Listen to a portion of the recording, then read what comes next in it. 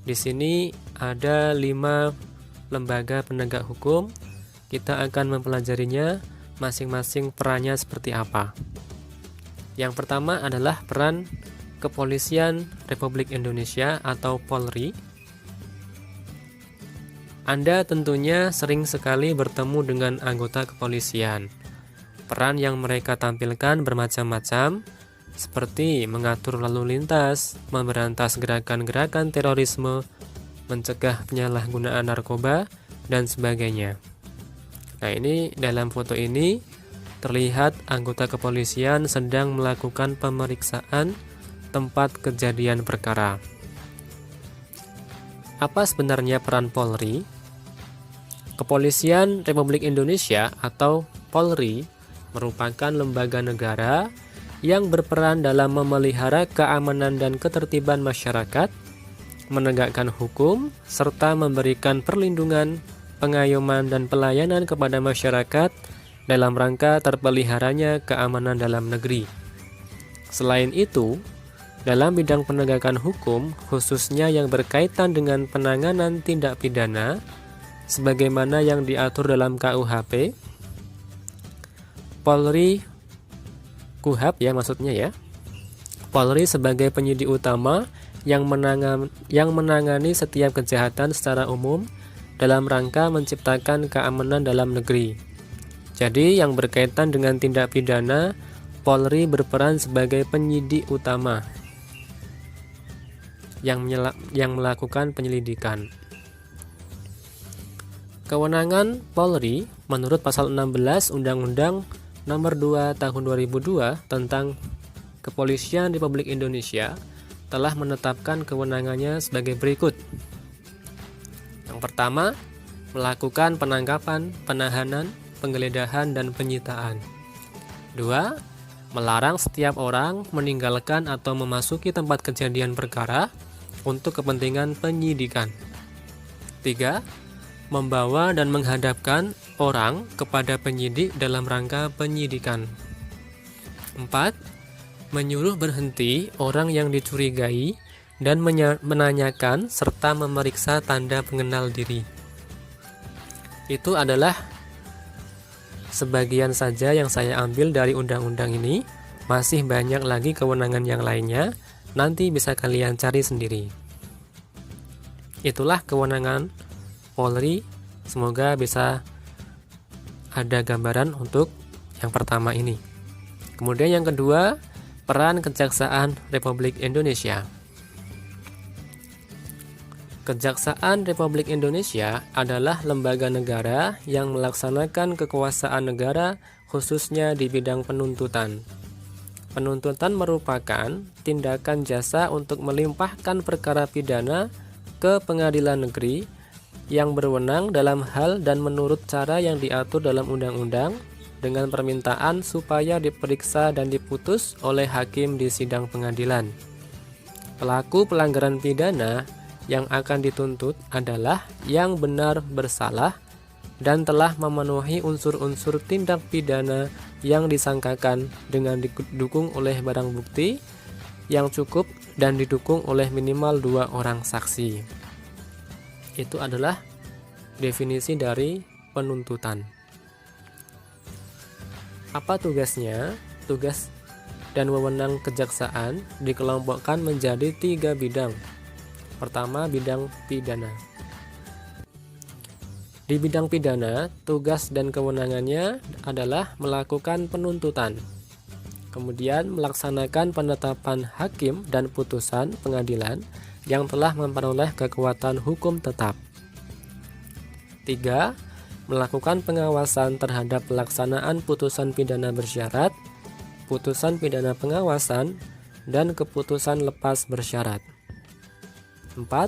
Melakukan penyidikan terhadap tindak pidana tertentu berdasarkan undang-undang. Jadi kejaksaan juga punya kewenangan untuk melakukan penyidikan. Kemudian yang berikutnya melengkapi berkas perkara tertentu, dan untuk itu dapat melakukan pemeriksaan tambahan sebelum dilimpahkan ke pengadilan yang dalam pelaksanaannya dikoordinasikan dengan penyidik. Itu dari bidang pidana. Kemudian di bidang perdata dan tata usaha negara, tugas dan kewenangan kejaksaan adalah dengan kuasa khusus dapat bertindak baik di dalam maupun di luar pengadilan untuk dan atas nama negara atau pemerintah. Jadi bisa mewakili negara atau pemerintah. Kemudian dalam bidang ketertiban dan ketentraman umum, peningkatan kesadaran hukum masyarakat, pengamanan kebijakan penegakan hukum, pengawasan peredaran barang cetakan, pengawasan aliran kepercayaan yang dapat membahayakan masyarakat dan negara, pencegahan penyalahgunaan dan atau penodaan agama, dan penelitian dan pengembangan hukum serta statistik kriminal. Itulah 3 bidang yang menjadi tugas dan kewenangan kejaksaan. Lanjut nomor 3, peran hakim sebagai pelaksana kekuasaan kehakiman. Siapa itu hakim? Hakim adalah pejabat peradilan negara yang diberikan kewenangan oleh undang-undang untuk mengadili. Mengadili merupakan serangkaian tindakan hakim untuk menerima, memeriksa, dan memutuskan perkara hukum berdasarkan asas bebas, jujur, dan tidak memihak di sebuah sidang pengadilan berdasarkan ketentuan perundang-undangan. Hakim tidak boleh dipengaruhi oleh kekuasaan-kekuasaan lain dalam memutuskan perkara. Jadi hakim merupakan pejabat yang berwenang untuk mengadili. Hakim dapat dibedakan berdasarkan jenis lembaga peradilannya. Dapat dikelompokkan menjadi 3. Yang pertama, hakim pada Mahkamah Agung yang disebut dengan Hakim Agung. Yang kedua, hakim pada badan peradilan yang berada di bawah Mahkamah Agung, yaitu dalam lingkungan peradilan umum, lingkungan peradilan agama, lingkungan peradilan militer, lingkungan peradilan tata usaha negara, dan hakim pada pengadilan khusus yang berada dalam lingkungan peradilan tersebut. Dan yang ketiga, hakim pada Mahkamah Konstitusi yang disebut dengan Hakim Konstitusi. Itulah 3 jenis lembaga peradilan, ya. Maka juga ada 3 jenis hakim dari lembaga peradilan tersebut.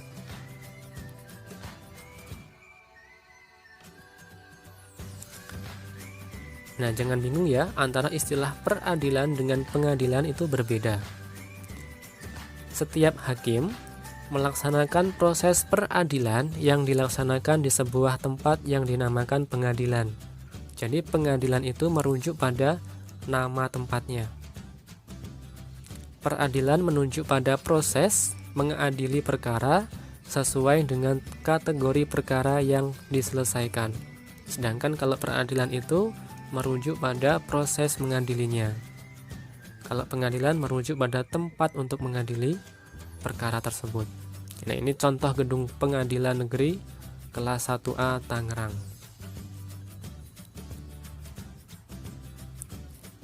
Berikutnya, peran advokat dalam penegakan hukum.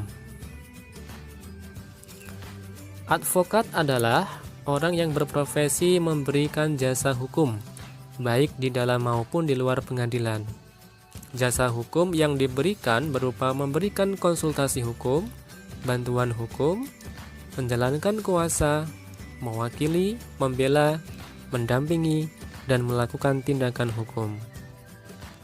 Ini di foto contoh para penasihat hukum atau advokat yang juga merupakan salah satu penegak hukum atau nama lainnya pengacara. Tugas advokat. Adapun tugas dari advokat secara khusus adalah membuat dan mengajukan gugatan, jawaban, tangkisan, sangkalan, memberi pembuktian, mendesak segera disidangkan atau diputuskan perkaranya, dan sebagainya. Di samping itu, pengacara bertugas membantu hakim dalam mencari kebenaran dan tidak boleh memutarbalikkan peristiwa demi kepentingan kliennya agar kliennya menang atau bebas. Itulah tugas dari advokat. Yang terakhir, peran KPK. KPK adalah sebuah komisi yang dibentuk tahun 2003 yang tujuannya untuk mengatasi, menanggulangi, dan memberantas korupsi. Ini merupakan gedung KPK. Tugasnya apa? Yang pertama, koordinasi dengan instansi yang berwenang melakukan pemberantasan tindak pidana korupsi. Yang kedua, supervisi terhadap instansi yang berwenang melakukan pemberantasan tindak pidana korupsi. Yang ketiga, melakukan penyelidikan, penyidikan, dan penuntutan terhadap tindak pidana korupsi. Yang keempat, melakukan tindakan-tindakan pencegahan tindak pidana korupsi. Dan yang kelima, melakukan monitor terhadap penyelenggaraan pemerintahan negara. Kemudian kewenangan KPK. Yang pertama, mengordinasi penyelidikan, penyidikan, dan penuntutan tindak pidana korupsi. Yang kedua, menetapkan sistem pelaporan dalam kegiatan pemberantasan tindak pidana korupsi. Yang ketiga, meminta informasi tentang kegiatan pemberantasan tindak pidana korupsi kepada instansi terkait. Keempat, melaksanakan dengar pendapat atau pertemuan dengan instansi yang berwenang melakukan pemberantasan tindakan korupsi. Dan yang kelima, meminta laporan instansi terkait pencegahan tindak pidana korupsi. Itulah tadi 5 lembaga penegak hukum di Indonesia. Kita sudah membahas peran-perannya.